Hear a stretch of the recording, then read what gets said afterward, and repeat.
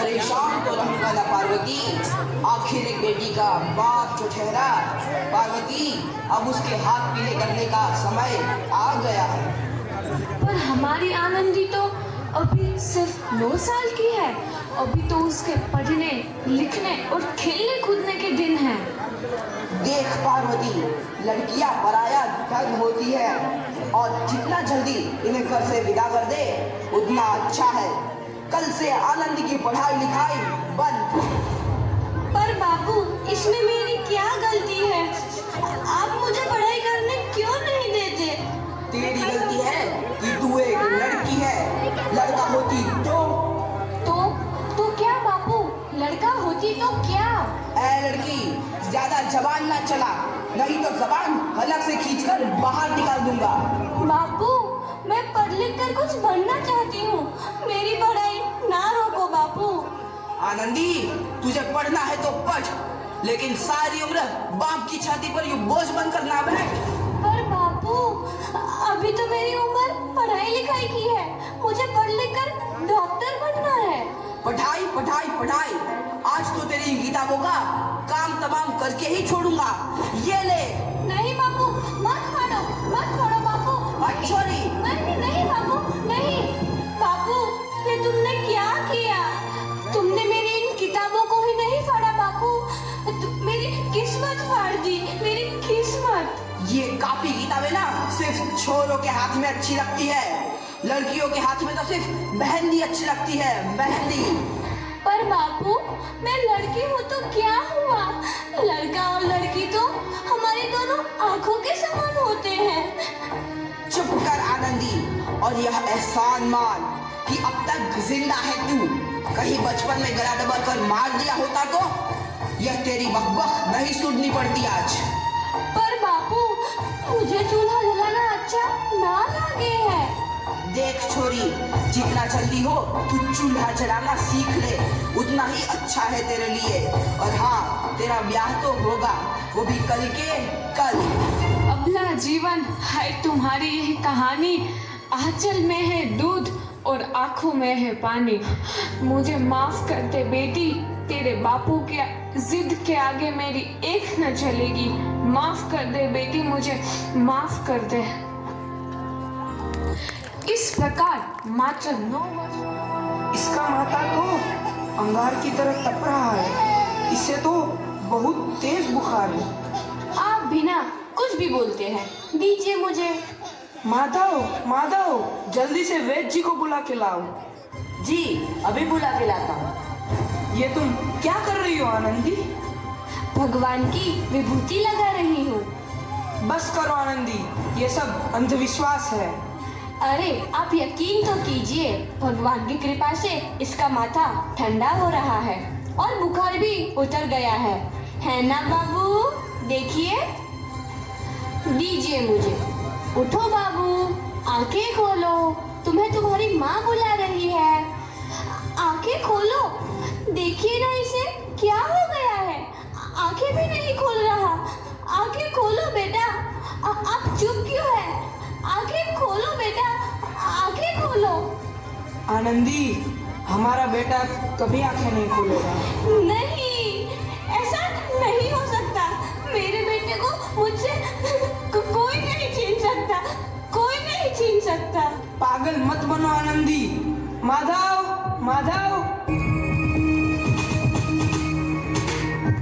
आनंदी, बंद करो ये पागलपन। भगवान ने मेरा बच्चा छीन लिया। भगवान ने नहीं, तुम्हारी अशिक्षा और अंधविश्वास ने तुम्हारा बच्चा छीना है। अगर तुम पढ़ी लिखी होती तो आज हमारा शिशु जीवित होता। तुम अनपढ़ थी आनंदी, अनपढ़। नहीं, अब मैं अनपढ़ नहीं रहूंगी मैं अनपढ़। मैं पढ़ूंगी ताकि कल किसी और आनंदी को इलाज के अभाव में अपना बच्चा ना खोना पड़े। शाबाश आनंदी, और यही तुम्हारे अपराध के लिए प्रायश्चित भी है।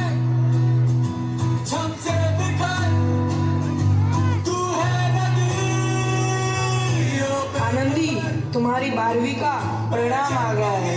तुमने पूरे कॉलेज में प्रथम स्थान अर्जित किया है। आनंदी, तुम्हारी मेहनत रंग लाई है, तुम्हें शिक्षा वृत्ति मिली है। ये लो तुम्हारे अमेरिका जाने की टिकट। मुझे शिक्षा वृत्ति मिल गई, मैं अमेरिका जा रही हूँ। पर ये सब मैं अकेले कैसे कर पाऊंगी? दी, अपने आप को इतना कमजोर क्यों समझ रही हो? फिर इतना पढ़ने लिखने का क्या फायदा? तुम अभी गवार की गवार नहीं हूँ मैं अब गवार।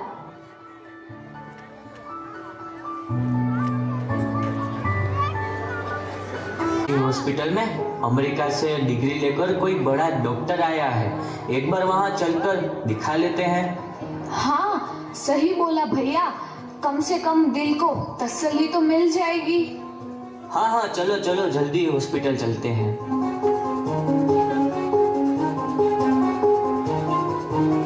इस मरीज की हालत तो बहुत ही खराब है। कोई चमत्कार ही इसे बचा सकता है। ऐसा मत बोलो भाई, डॉक्टर साहब कब तक आ जाएंगे? लो आ गई डॉक्टर मैडम। डॉक्टर मैडम जल्दी देखिए, मरीज की हालत बहुत ही खराब है।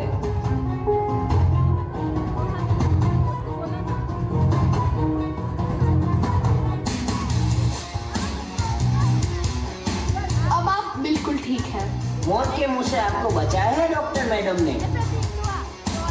डॉक्टर साहब ने मुझे बचा लिया।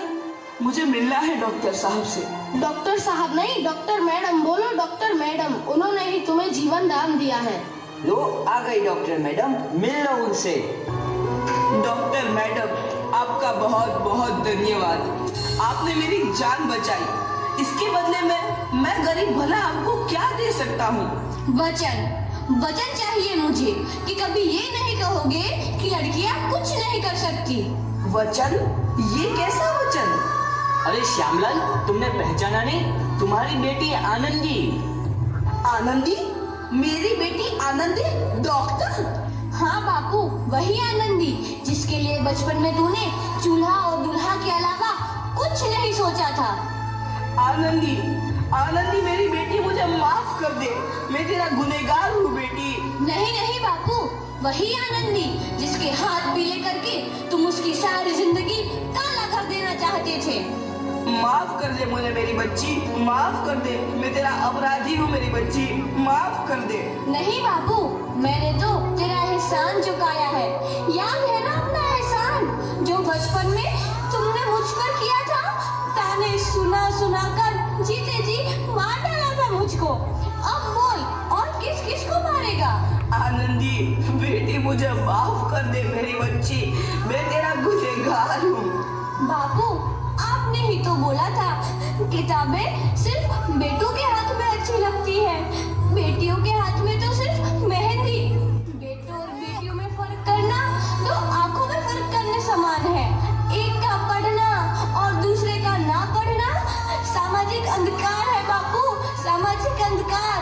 उपकार मांगता हूँ मैं तुझ जैसी बेटी का, जिसने सारी उम्र मुझसे कुछ ना मांगा तो सिर्फ बराबरी का दर्जा।